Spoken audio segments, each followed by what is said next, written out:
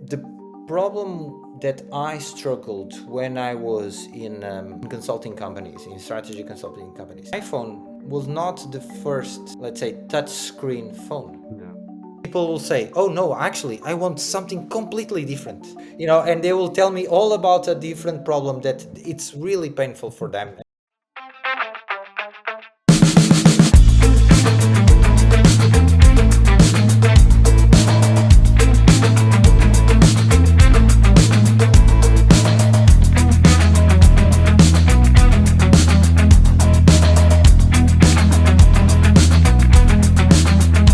Hi guys, hello everyone. Thank you so much for joining in today. This is Orbit. These are transformative topics that we talk about. These are casual fireside chat conversation that we have with product leaders all around the world.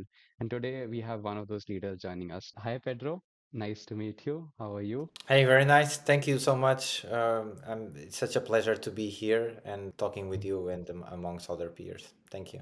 Super happy. Same here. And yeah, same here. And thank you so much for taking out time for it. I want to start with Orbit so that everybody has some sort of an idea about what Orbit is. The idea of Orbit came when we were brainstorming what do fireside chats, webinars and stuff have in common. And at the end of the day, we came to a conclusion that everything just revolves around one topic. And that is why we named it Orbit, because you're orbiting around one particular topic. This is Orbit. All right, cool. Directly into the session now. So, everybody, please meet Pedro. I could give an introduction about Pedro, but I think it'd be best if you go ahead and introduce yourself to the audience. So, hi everyone. Once again, super happy to be here and thank you so much once again, Sresh. So, I'm Pedro. I'm 37. I live in Lisbon, Portugal. For anyone who didn't visit Lisbon, it's your time now to visit Lisbon. It's a fantastic city in Portugal. Pretty much everything in Portugal is nice. I'm not biased. I'm just Portuguese. But apart from that, I've been working in technology for nearly 15 years, specifically in product management, probably in 8 to 9 years already. So yeah, so in a very high level nutshell, that's myself. My background is a software engineer. I have a software engineer degree, but I actually started in consultancy. I started more, let's say, on the technical consultancy side, but very soon I moved towards strategic consulting in Accenture, Ernst& Young as well, where I did, strategy. Hence, product strategy is one of the things that I like, or strategy in general. It's one of the things that I like. But I can tell you already that regardless, what I like is to actually do good products and good projects that make people's lives better, more efficient, and all of that. I also have an executive MBA, and I've been in the product in the different, let's say, organizations, of type of organizations, from scale ups and very early phase startups. Very early phase, I mean, like 15 people there or 16 people there, to scale ups which you would have like 300, 400, and like more enterprise companies like Nokia, for example, or even right now where I am at IWG, which is a conglomerate, or a company that in the renting office industry, that it's the big player of that world. So yeah, that's pretty much me. That's great. I'm sitting in a rented office right now. Exactly, that's my business. It never stops. And no, it's a cool business. It's actually a very good business. Yeah. Yeah, it is. It is. I plan to do something about it someday. I was just thinking it sort of seems easy to me right now because I'm not thinking in numbers, but I do plan to do something about real estate someday, if not offices. Yeah, yeah, But yeah. yeah. Our focus as a company is, and I can speak a little bit more on that, but it's more on the let's say, for companies per se. So to have their own space and so on. But we also obviously tackle, for every now and then people to join, that they want a co-working space and all of that. Yeah, but to Hmm. be honest, but where we actually make money, it's on the long term, Companies. office Yeah. rental perspective. Hmm. If a company wants to scale up, scale down, and all of that. Yeah. Okay, great. Cool. So I'll also give a quick introduction about myself and where I'm from, what Osiflow is. For those of you who don't know me, my name is Shreshth. I live in Delhi and I've been a designer for around 6 years now. I think I'm changing roles from being a designer to being a founder. So I think I'm getting more into numbers and businesses. Hence, one of the reasons why I'm trying to gain more knowledge about different fields like product strategies, businesses. But yeah, most of my experiences, I think my initial journey was a lot into industrial design. I have done furniture. I worked in automotive, I've worked in toys. So that gave me good exposure to different fields. And I was always that technical person who wanted to get into deep tech as much as possible. And luckily, or you know how fate has it, I ended up in a company wherein I was designing drone software. So that's most of my work experience, you could say. And finally decided to quit my job around 2 years back and start something of my own. And here is Osiflow today. Osiflow is a creative agency. We're into B2B products. Specifically because my experience lies in drones, we are into drones. We are also into healthcare and fintech. These are our three expertise as of today. All right. So that was something about the company, but we're here to learn more about strategies. So I think we're gonna jump right into it. So Orbit revolves around two things. One is stories and one is actionable takeaways. So I think I would like to get started with stories first. And I would like to know your story, Pedro. How did you get into products? And was there any product that you actually loved that sort of made you come here, or is there any other story? Unfortunately, I might not have a good story that, love story about the product and so on. I can explain you why I got into product. I like achievable things in terms of making things better. I know it sounds generic, but I actually like looking back into what I've done, talking with people and say, okay, this helped me do this and that. This improved me, we bring more revenue, the experience is better, in all of that. The problem that I struggled when I was in consulting companies, in strategy consulting companies, is that I would never, or I rarely would ever be able to see the end game. And what I'm trying to say in the end game is, for me, the thing that I learned that I believe it's the most important thing in product management, again, it's my opinion, it really doesn't matter what you deliver as an output. It really doesn't Mm, matter if your feature, your thing is the most beautiful one, it's most, is the fastest one, it doesn't matter. What it matters is what was the outcome that it achieved. Did it improve mm, the actual, end result? Would it actually solve the underlying problem? Would it actually make sales pipeline go faster? Would it actually make an optimization of a particular process to be faster, to be more automated? And because of that, it will drive more business, will drive cost reduction, it will drive something like that. The problem that I had with strategy consulting, just the consulting part, is I would, build these very beautiful, PowerPoint decks, and sometimes implement in-house. But once it was implemented, done. That's it. mm, But for me, as a person who product management, that's just the first milestone, or the very big yeah. important milestone, because after Mm, that you will learn so much, and hence it is so critical, to be fast and to be iterative, right? Because mm, once you get something out of the door, once you get people actually trying to use what you developed, actually providing feedback, that's where you learn the most, right? That's where mm, you actually try to, and learn the most. So if you just sit for like ever, and again, it comes from a person that loves strategy and believes that strategy, it's really important, and that I'll also explain, how to create or balance these two parts. But it really doesn't matter if you don't actually learn when it's on the ground, when it's actually done. It doesn't really, doesn't really. And that's what frustrated me, and I seen in product an opportunity to see what was after the delivery, right? What was mm, after, okay, let's have a continuous, because I had some, fantastic opportunity. We all know many successful and not much successful stories, right? That on mm, paper they were extremely good. Perhaps 1 year I would go there, I would do this and that, provide, some advisor, even do some project management and ensure that it gets delivered. Done. That's it. mm. All about afterwards. right? So yeah, so that was the rationale, and that's the story on why I got into product management. Hmm.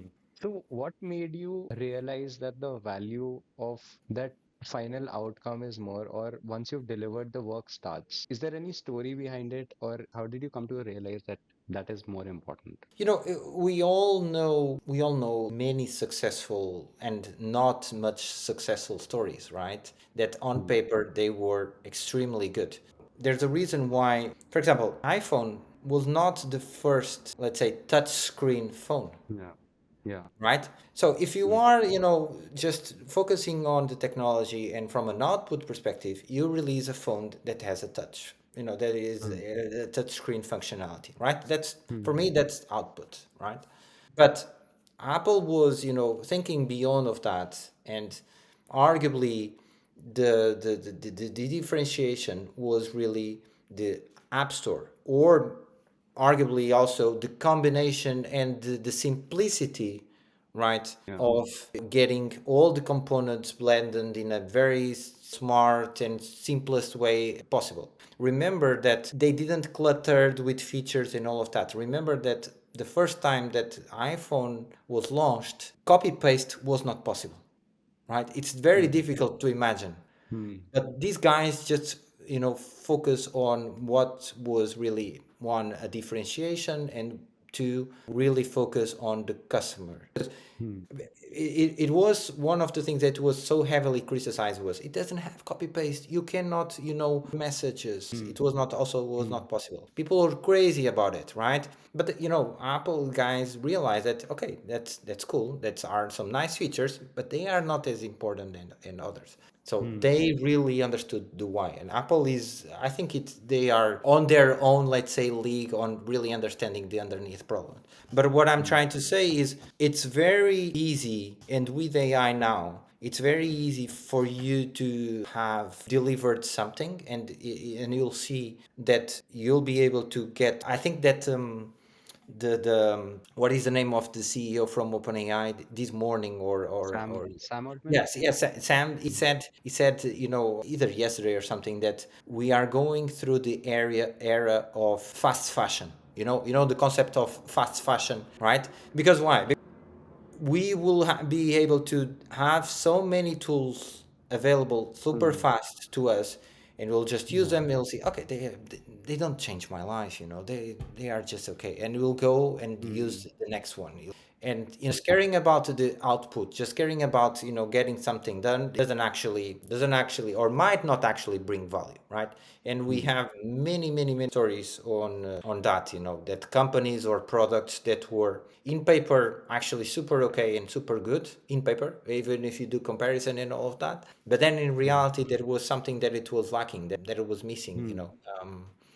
And in my perspective, the reason, or most of the times the reason for that, was they really didn't understand why they were doing things, or, and it comes to, again, to strategy, or they focus Hmm. on the right group, or the willingness to pay or to use for the right group, and all of that.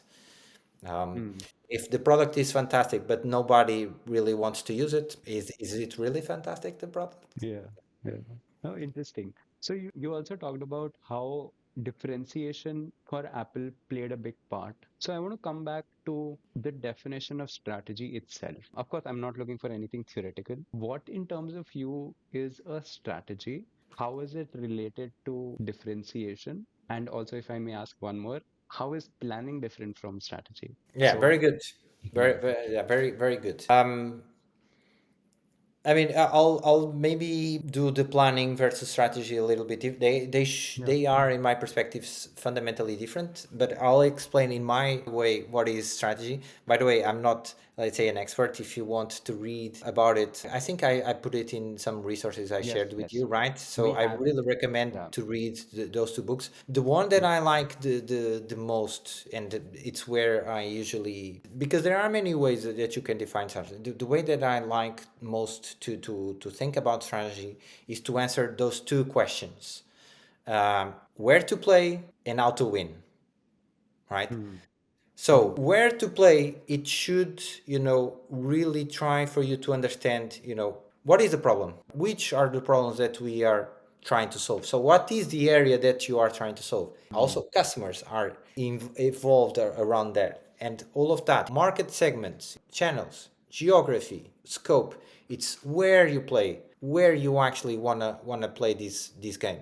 What are the needs? What are the problems? Right? It's your space that you want to Mm. play. So you need to be, crystal clear and be able to answer where do you want to play the game. So for example, in a strategy it might be small to mid-size legal firm in North America struggling with manual case tracking to 500 size companies, right? That's an okay Okay. example. That's a goodish example. Obviously, you can Mm. narrow it down. Sometimes it's better to narrow it further. Sometimes it's not because the total addressable market might be super super Huge. small. But one very bad thing, like because I like to put bad examples as well, is everyone wants to manage and work better. Or for example, if you want to sales, we want to focus on making sure that sales it's more and we can sell better. Mm. What does it mean? It doesn't mean anything. It's not an area. It's like pretty much everything. So Yeah. it's not Mm. narrowing down. So where to play? The second one is how to win. And that's one thing that you mentioned. It's differentiation. Differentiation Mm. is part of how you win. So what is your unique value proposition? What is unique about you? Because one books of very good books of strategy, I've read it, but I think again, my opinion, I don't think it's that good anymore. It's the blue ocean strategy. Not sure if you Okay. read about it. Hmm. Yeah, it's a I've heard classic. about it. Yeah. It's a classic. Mm. And long story short, it tells you that you should look for, markets that are not so cluttered, that don't have much Mm. competition. But in today's world, Mm. it's not that easy, right? So you really Mm. need to understand what is your unique value of proposition, what is your differentiation, and how can you deliver faster, cheaper, or more delightful opportunities. For example, one very good example for me as value proposition and delightful opportunities that we sometimes forget about it. We've pretty much, there's a lot of people using Duolingo, right? For Mm. you to learn Mm. other languages. Languages. And Yeah. they are being super successful. But I can tell you there is a lot of tools and apps to learn languages. Why Duolingo is so successful, right? Because they worked very well on creating a delightful experience. Their gamification is top notch. Their all Mm. engagement is top notch. So their Mm. differentiation, how to win part, they really are nailing so far on that. So for me, that's all strategies about it. Where to play, what is the area, what are the needs, what are the problem that you are trying to talk, and how we are going to solve, right? If you want, you can also say that is, in a more philosophical way, it's direction and intention. So where do Mm. you want to go, right? And what is the intention for you to deliver? I prefer, to be slightly less philosophical and more Yeah. actionable. Where to play, how to Uh, we, the we planning. can talk about The that. Yeah. planning for me, Yeah. it is slightly simple to understand. People sometimes mistake that a strategy just have features and the roadmap in the features. That's not strategy. That's more towards planning. That's more towards Mm. planning, right? Strategy should really be focused on the why and the where. So how to win. Sorry, Mm. where to play Where and to how to play? win. How So to why and where. Mm. Mm. And while the planning, it's how and where to get there. Planning Mm. is how you ensure that your strategy is achieved. Interesting. We can almost say that the planning part is the execution Wonder. of the Yeah. strategy. Yeah. So it'll come under it, under strategy. Sorry, come again? It'll come under strategy. If you were to like say there's like a theme, strategy would come above and planning I would mean, come under it it. depends on the exercise that you want to do. Arguably, Makes sense. yes. There are many ways of you can work. You can work your way towards, or it can actually be a combination of both ways. If you see Mm. it from, let's say, storytelling point of view, after it is defined, probably yes, probably definitely Mm. it's below. Yeah. I would not, let's say, I will advise against strategy to be a top-down solo exercise. It should be a Mm. two-way exercise. So Interesting. for top-down, but also Yeah. bottom-up. Because, you Yeah. know, People that are on the ground, that are really most of the times facing the customer, providing feedback, knowing exactly the pains of the customer, sometimes even better than the executives, better than the leadership team, Right. they Hmm. should influence strategy as well. I see. Interesting. Strategy must also include things that you don't want to do, right? That's Or but that's why, focusing on the where to play, it's yeah, that's how important, it gets answered. Yeah, that's how right? it gets And answered. and you're Interesting. right. In the where to play, you can also, in order to make it absolutely more clear, is okay.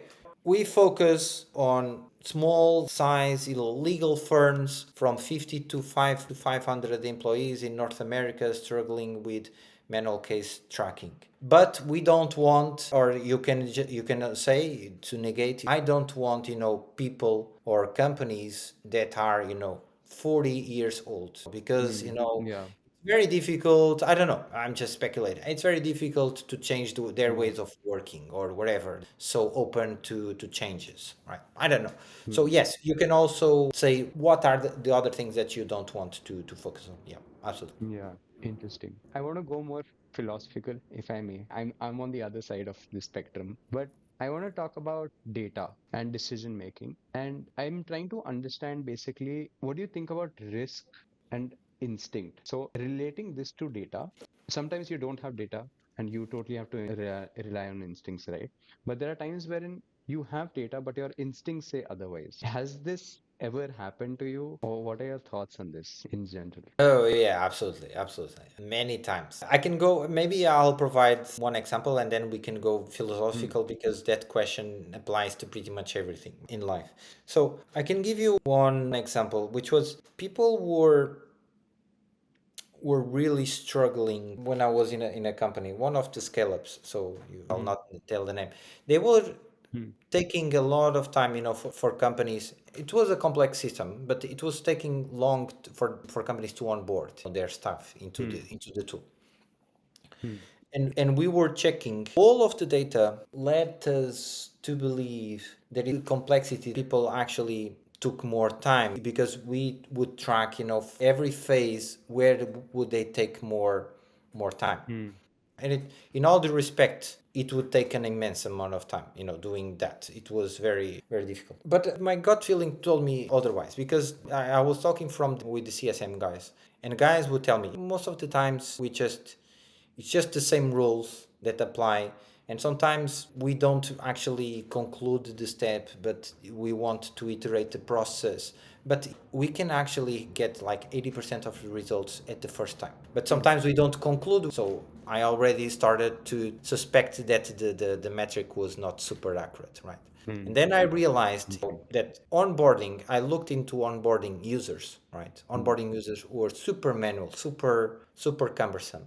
And I just realized that once you get on onboarding, one user, that was done. But actually, for companies where we had, 100, 200 or 300 users, and it was a manual process, it would take a considerable amount of time, given that it was manual. Data there didn't help me much. Actually, it told me, oh, onboarding users is perfect, because you actually just Interesting. needed to do one minute. It was perfect. But all the other Hmm. stuff, it would take a considerable amount of time. So yeah, so now being more philosophical, we live in Hmm. an era that data is sometimes, or most of the times, is truth, is Ah. correct, Hmm. Hmm. but it doesn't tell you the whole story. And that's Yeah. where your gut, it's super important, right?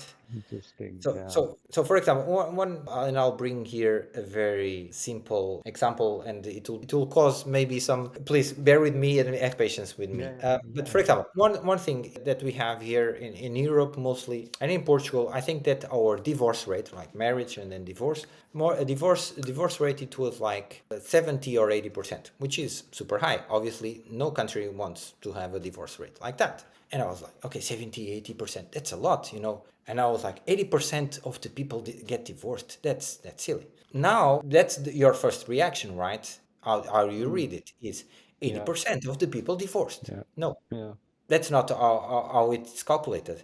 How it is calculated is, on that year, there were 20 marriages, Hmm. and there were like 10 divorces. A third, like 30%, had a Hmm. divorce. That's how they Interesting. calculated.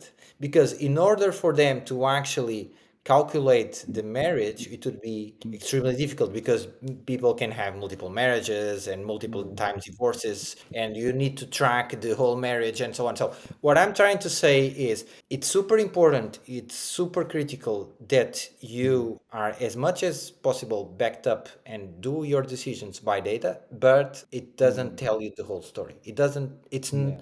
sometimes it's not enough. Sometimes it is enough, right? Sometimes it is enough. Hmm. And it's way better than just, having your gut feeling. Honestly, I think it's better. I think you should always use the two.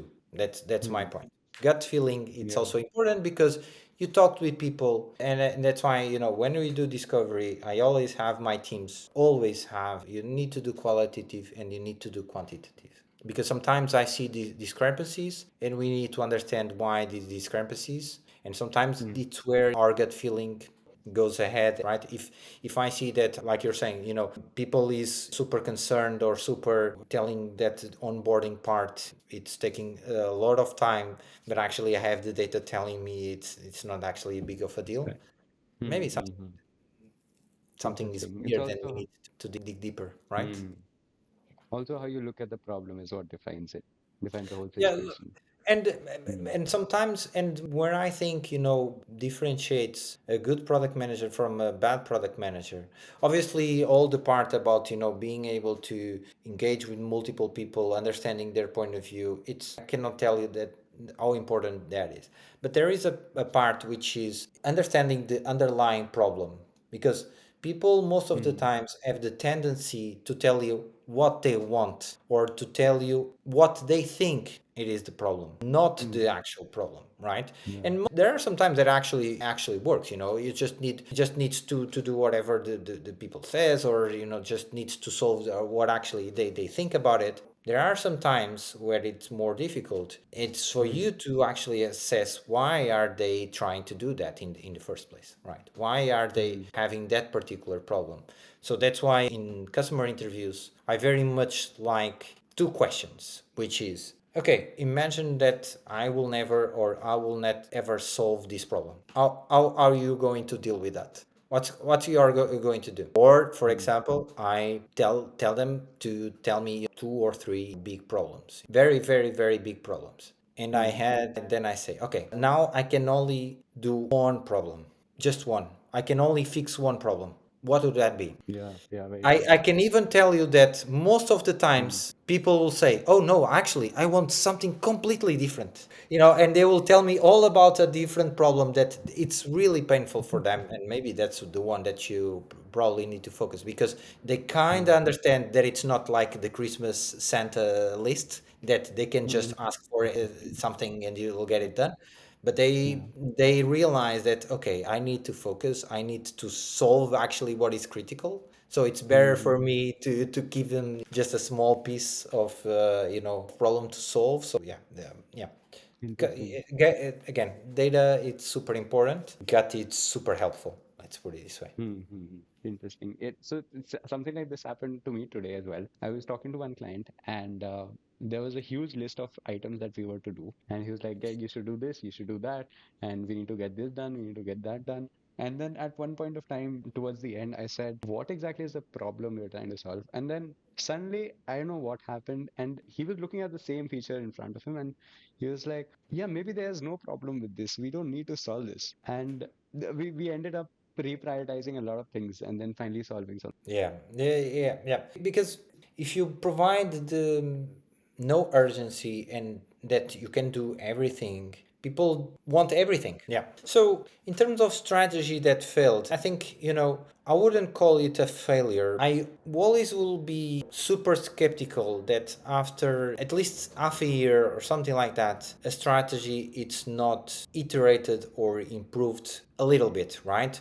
The core should be the same. The strategy should iterate through, right? Should evolve in a sense in a short period of time. Again, it shouldn't be, let's say, pivoting or doing something different, but a strategy that, stays for 2 years or 3 years the same. I'm a little bit skeptical of that, mostly in technology and mostly nowadays, right? So that's why I'm saying that I don't see it as a failure of a strategy, because for me it should be always evolving, right? Not, let's say, again, depends on the timeline that you proposed. I can tell you, being slightly more granular, right, about something that failed. It's not, let's say, per a strategy, but for example, one of the things that we do at IWG, as you know, we rent offices, and people many times before they actually go for an office, they want to see what office they want. It's what we call a tour, right? So it's an office tour. So people go there and see the office, see what are the services that are, see what is the view of the office, see what are the amenities of the office, all of that. And we salespeople, I mean, not myself, but salespeople, my folks would have these paper form that you will need to fill in, a bunch of questions, right? And then there was a need, which was super obvious, that said, oh, we should digitize the form, right? Because it makes no sense, makes absolutely no sense that we have it on paper, right? It doesn't make any sense. And I was like, of course, it doesn't make any sense. We are in 2025, right? So it makes no sense. So we digitized. We did something, not super big, but we did something rather smallish in order to understand if that was the right way to move forward. But long story short, and TLDR version is, we still have paper form today. Why? Because one, we realized that in paper, you actually pick the order that you want, right?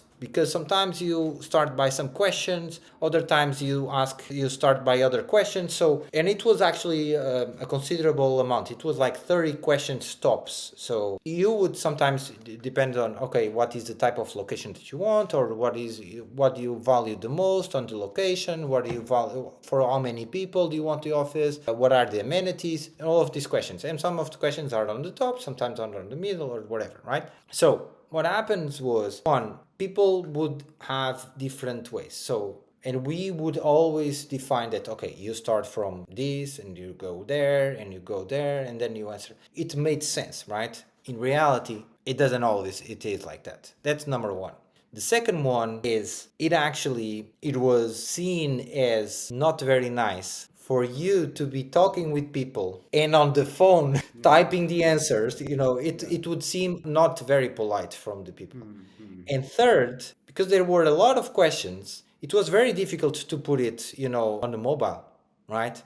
So it was a complete disaster. It was a complete failure, right? It was very bad. I wouldn't say that the strategy was bad. I mean, the strategy, on not the product strategy, but on that sense, because the outcome was to ensure that we have the ability to track and to better digest that kind of data, that it was just on a PDF format, and most of the times was not, let's say, back towards the lead, the opportunity.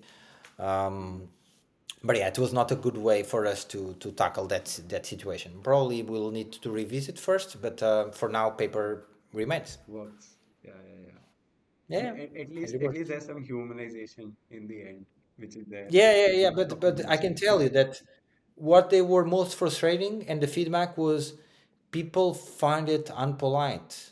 Really, they found it that it was not polite, that they were, because they didn't understand that they were tapping. So maybe something they would need to do together, and then you open an all kind of forms that, okay, if they need together, they need a different experience and blah blah blah, all of that. So yeah, I mean, but Interesting. it was good because on paper it was a no-brainer. We should digitize the visit form. All of the outcomes would tell you the other way. We would need definitely data to support that. So it was, in paper it was a big win, but yeah, in reality, Interesting. Nice. So I have two more questions before we jump into FigJam and just start jamming. The first question is about today, and the next one is about the future. So we'll keep this like slightly shorter, and I'll try to wrap it up as soon as possible. But the first question is, um, right now you turn companies into product-oriented companies, right? Um, yeah. I What mean, exactly it's one is of the that? things that I've been doing for the past years. Yes. Okay, okay. I want to understand what exactly is that. And because you're trying to do something like that, is there like a mindset shift that people have to do when they're switching to a different thing altogether? And And that, what exactly is that? absolutely. Hmm. So that's what I've been doing. I mean, sometimes it's what really I want to do, but sometimes it's what I've been kind of accidentally Hmm. need to do.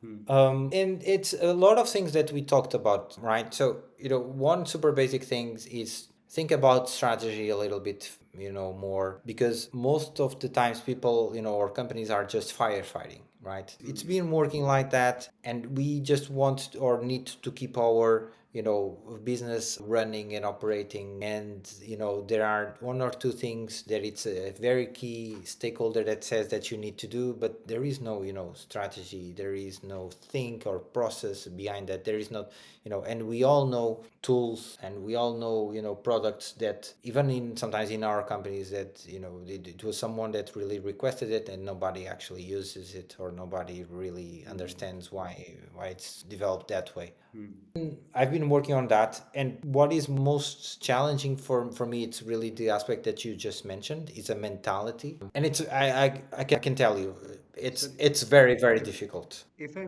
very may, difficult. sorry to cut you. I think I need some context here. What are those companies right now that are trying to evolve into product companies? Like, what do they do currently, and why are they trying to go towards product also? So the thing is, their frustrations. There are a bunch of, let's say, problems that usually identify the need for you to turn into a more product oriented company. Again, just for Hmm. clarity, I'm not talking about product led growth. That's a part of product management. That's not where Hmm. I say, specialized or whatever. I can talk about it, but I'm not a specialist. But it's more product orientation. It's about what we talked about, not focusing on the output and focusing on outcomes. Problem more on those companies where they are struggling because they thought they built products for their internal usage or for their customers, and the customers are not really using it. That's one. Hmm. Hmm. Two, they struggle to actually work kind of the same language or really understand what IT or the engineering team is doing. Or three, it's kind of challenging for them to evolve it and to keep up with this pressure, of AI and getting new customers, and they have not been evolving from a digital perspective, but they have been just operating because the business is mostly let's say, Yeah. non IT, or it has a very big logistics part, or it has a very Hmm. big human part, but they Hmm. they understand that for the future, the digital part, it's fundamental. So yeah, that's where these companies usually need to be more. I think all companies should be, product oriented. They should understand what Hmm. are their products and stop thinking about, projects and think about products. It's Hmm. different. Obviously, projects can live within products, but to think about, okay, we delivered, that's it, that's done. No, it's just the first phase, like I said in the beginning. Hmm. And then you And the had another mindset, question. yeah, the mindset shift. Yeah, the mindset shift. It's all about that. It's one of the key things. It's very difficult. I can tell you, it's very very very difficult because most people are used to work on most of the times waterfallish way, that they want Hmm. everything detailed towards a plan, and they want a very detailed planning or strategy on where to go. If you Hmm. see, on the strategy, what I defined, I've never defined exactly what was the feature that I want to do or what are the features that I want to do. Neither Hmm. on planning I would challenge, everyone, because you don't know what you don't know. What I'm trying to Right. say is, if you have something or a metric that you want to solve, that's your goal. It's to improve that metric or to improve the experience of onboarding. Hmm. How you are going to do that, you are going to figure it out, right? Hmm. If it would be, if we would go and say, oh no, we need to improve onboarding, and we need to improve, let's say, the like on the talk desk part, we need to improve how we do the flows and the automations part and all that logic. I mean, probably we could improve, but the biggest gains were on the user and onboarding, right? Hmm. And we could only, let's say, get that particular outcome way better because we just had, let's say, a clear problem and direction.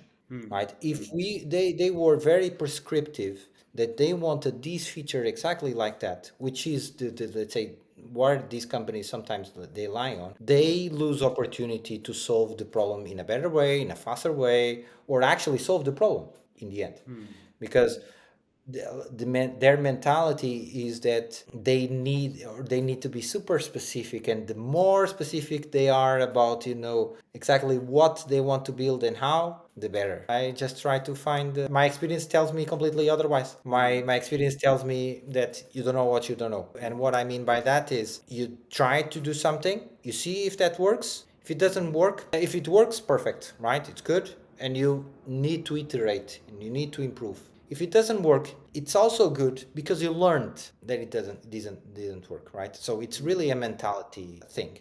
And again, that's why you should also think about very small deliverables, very small things, not things that takes you ages to build, right? Because the likelihood for it to fail once he hits the first customers, it's big. It's big. Hmm. Cool. Okay, last question, very quickly. Where do you see AI right now in product strategy, and how is it changing? Yeah, very very good. I think it really helps a lot on making clarity and making sometimes you define better the why and for whom and why now. I think it really helps on that discovery. So it's a very easy way for you to be critical about it. What I'm trying to say is, in order for you to create strategy beforehand, you would need to listen and read different sources of information in order for you to consolidate. Now you can just throw all of that, all of your information, all of your data, all of your KPIs, and start questioning AI all of about that.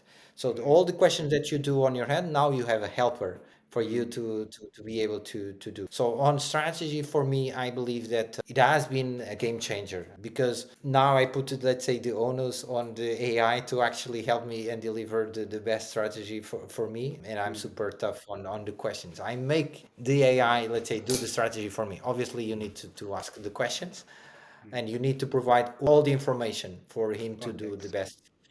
Exactly, and context and all of that. Yeah. So yeah, it has been super super helpful, and I believe it's super. Cool, cool, cool. What is your take on using AI for creating product requirements? Yeah. So my take, it's very positive, by the way, and I use it. I just feel like you should be super critical about it. I don't specifically like the word product requirements document, because, and I don't like the word requirements, because requirements, it's what we define, right? So when I hear requirements, oh, but that's a requirement. No, requirements, it's you as a product manager define.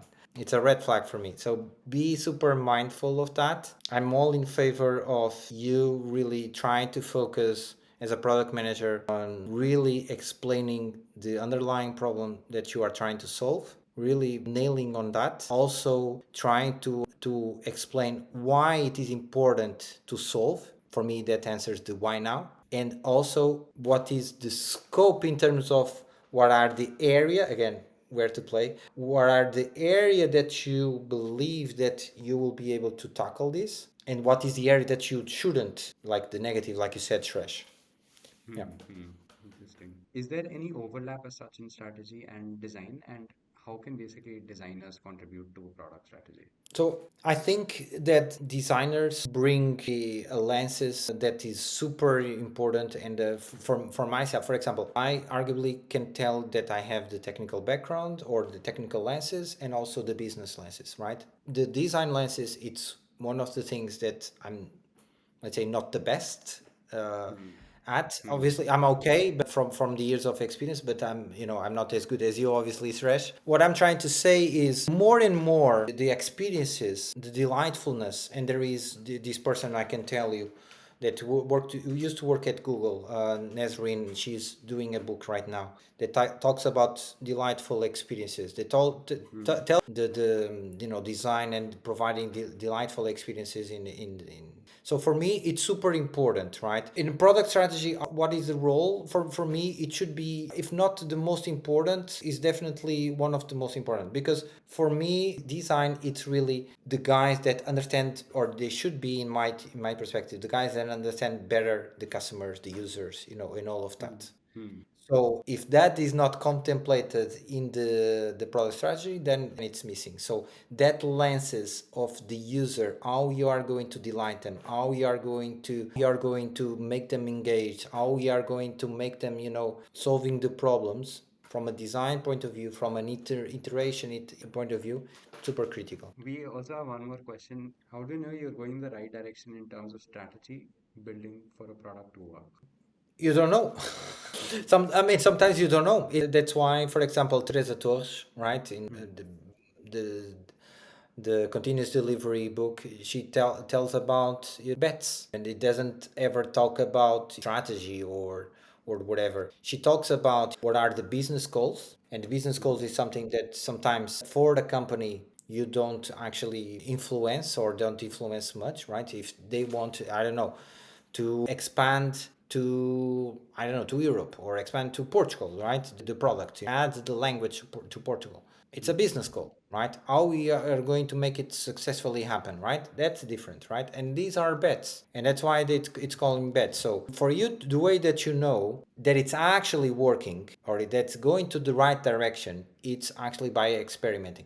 Obviously, how you build a strategy, that's a different thing, right? You just don't build a strategy, by checking where the wind is going, right?